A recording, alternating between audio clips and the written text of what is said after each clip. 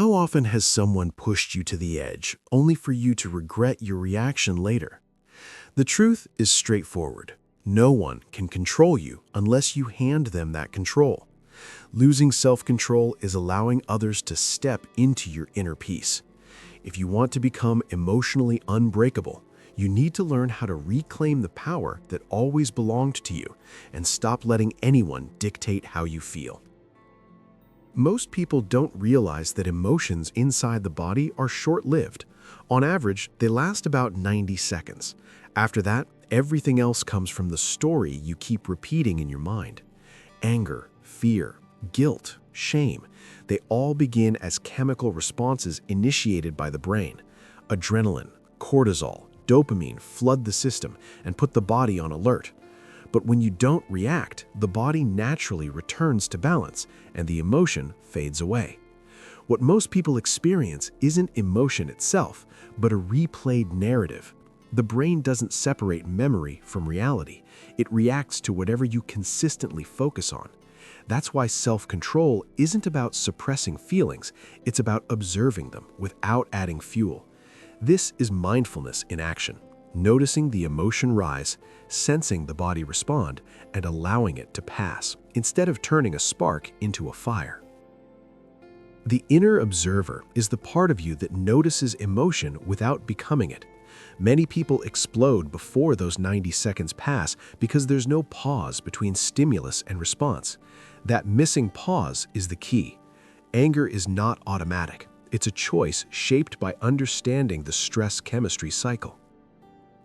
Anger doesn't appear randomly. It's a biochemical response triggered when the brain senses threat. Adrenaline and cortisol are released, sounding an internal alarm. But while the body starts the signal, you decide how long it continues. The stress cycle naturally ends after about 90 seconds. If anger remains, it's no longer the body, it's the mind replaying the trigger. Every repeated thought injects another dose of emotional chemistry. Without noticing, people become dependent on that intensity, needing drama to feel alive. Neuroscience refers to this as emotional conditioning. Over time, mental pathways are built that connect minor triggers to major reactions, until even a glance feels like a declaration of war. Self-control begins with recognizing this cycle and interrupting it before it grows. That interruption is emotional discipline. Anger only survives as long as you keep feeding it, and no one can make you angry unless you allow them that power. This leads to one of the biggest myths, the idea of the button pusher. No one truly controls your emotions. Saying, "they made me lose my temper," is an illusion. People don't create your reactions, they activate what already exists within you. Unhealed wounds, outdated beliefs, emotional memories stored in the body, these are the real sources. Others simply reveal where emotional mastery is still incomplete. When someone provokes you, the brain detects danger and the ego feels threatened. Chemistry floods the body and reaction follows. But the emotion didn't come from them, it came from your interpretation. Emotional awareness is understanding that no one can press a button you've already removed. As emotional intelligence grows, provocation loses its grip, triggers lose meaning, and the mind gains space to choose. Emotional control isn't achieved by avoiding people, but by reshaping your inner responses.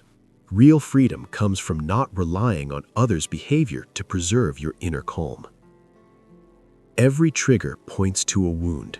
When irritation appears, it's rarely about the present moment. It's about unresolved pain being touched. Emotional triggers are signals from the unconscious saying, "this still hurts." What you're reacting to is often a memory, not the situation in front of you.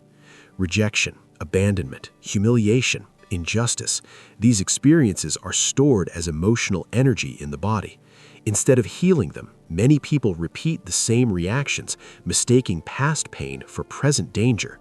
Self-awareness reveals the hidden link between irritation and unresolved wounds.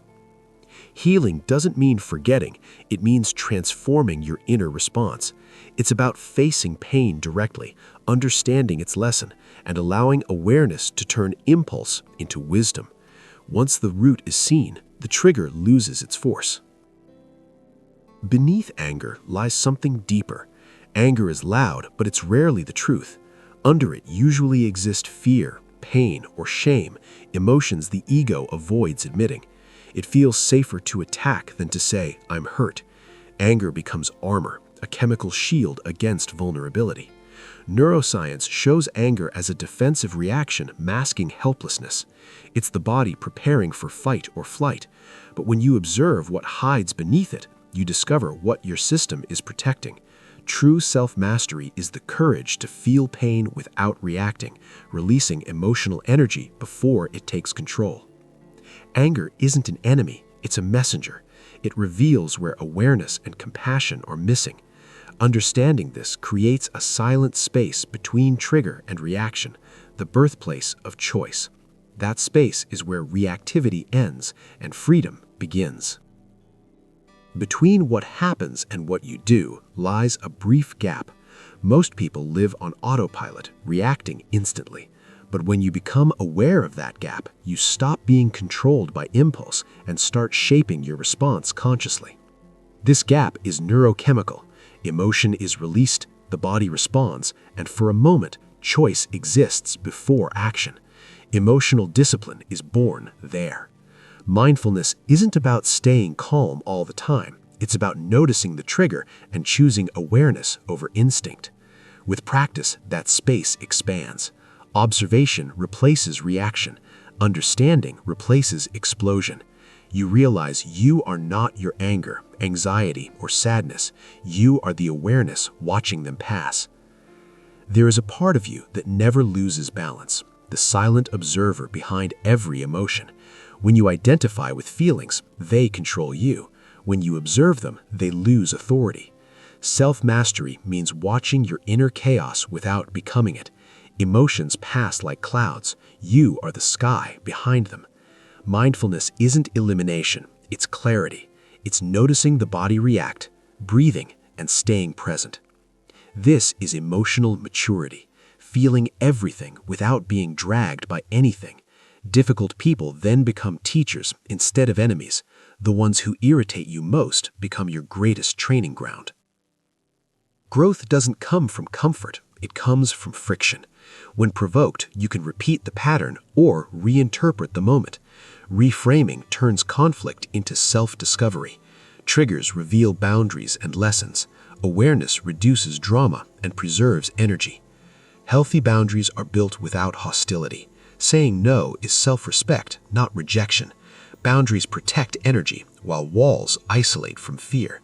True boundaries come from clarity, not anger. Emotional balance is knowing where you end and others begin. Empathy without limits leads to exhaustion. Control without empathy becomes rigidity. Maturity allows calm firmness without guilt or conflict. Sometimes self-love means walking away quietly. But before reacting or cutting ties, one principle changes everything. Pause. Emotion arrives first. Awareness follows. Pausing for even 10 seconds allows control to shift back to the rational brain. This simple break interrupts impulse and restores choice. Pausing isn't weakness, it's emotional intelligence. Each pause strengthens calm neural pathways. Over time, the brain anticipates restraint and calm becomes automatic. Repeated reactions follow patterns. Until they're observed, they repeat. Mapping triggers through awareness breaks the cycle and creates new responses. Compassion doesn't mean carrying others' pain, it means caring without absorbing. Healthy empathy keeps the heart open while protecting inner balance. The mind reacts to meaning, not reality. Change the story and the emotional chemistry changes. Rewriting interpretation transforms experience. Knowledge alone isn't enough. Practice builds new neural connections. Self-mastery is repetition, not perfection. Emotional freedom is feeling fully without being controlled. Calm isn't the absence of storms, it's presence within them. True peace comes when awareness leads and reaction fades. The power was never external, it was always within. In the end, it's always you versus you.